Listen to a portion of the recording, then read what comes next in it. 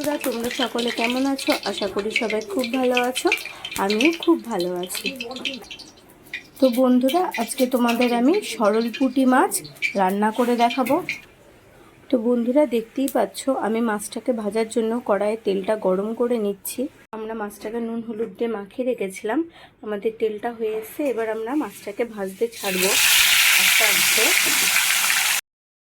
আমরা এটাকে অল্প লাল লাল করে ভেজে নেব, বেশি কড়া ভাজবো না, তাহলে খেতে ভালো লাগবে না।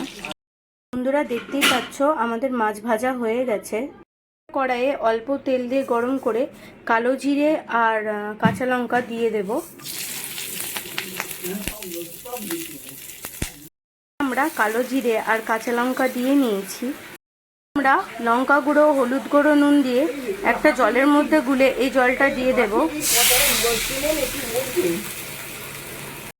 কড়াইয়ের মধ্যে নুন, লঙ্কা গুঁড়ো, হলুদ গুঁড়োর যে আমরা জলটা দিয়ে নিয়েছি, এবার আমরা সেটাকে ভালো করে ফুটতে দেব। যারা আমার চ্যানেলটি নতুন দেখছো, তারা নতুন নতুন রান্না দেখতে আমার চ্যানেলটিকে সাবস্ক্রাইব করো। কম তেলে এরকম মাছের ঝোল তোমরাও বাড়িতে করে দেখতে পারো, খেতে খুবই সুন্দর লাগবে। ঝোলটা 5 মিনিট মতো ফুটে যাওয়ার পরে এবার আমরা এক এক করে মাছটা ছাড়বো।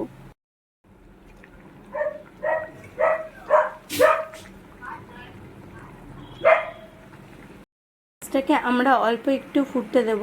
দেখতেই পাচ্ছেন দেখতে কত সুন্দর লাগছে। আমরা মাছটাকে বেশি নাড়বো না, বেশি নাড়ানাড়ি করলে মাছটা ভেঙে যাবে।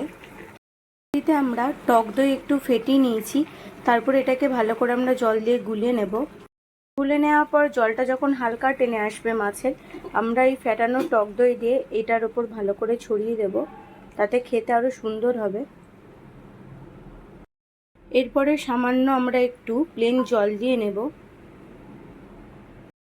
আমরা এই সরপুঁটি মাছে এখনও কোনো লবণ ব্যবহার করিনি, আমি একটু দিয়ে দেব অল্প পরিমাণে নুন।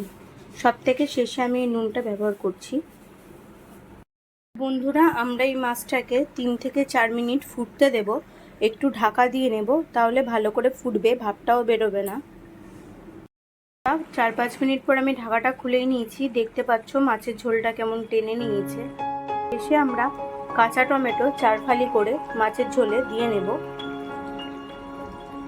তোমরা ধনেপাতাও ব্যবহার করতে পারো শেষে, ধনেপাতা দিলেও খুব সুন্দর একটা সেন্ট আসে। আমাদের সরল পুঁটিটা রেডি হয়ে গেছে। আমরা এটা গা মাখা মাখা করে নিয়েছি, দেখতেই পাচ্ছ কত সুন্দর হয়েছে। বন্ধুরা, দেখতেই পাচ্ছ আমাদের মাছটা রেডি হয়ে গেছে। তো তোমাদের এই রেসিপিটি যদি ভালো লাগে তাহলে চ্যানেলটিকে অবশ্যই সাবস্ক্রাইব করবে, লাইক করবে, কমেন্ট করবে, শেয়ার করবে এবং এই রান্নাটি বাড়িতে একবার ট্রাই করে দেখবে, খেতে খুবই সুন্দর হবে। টাটা।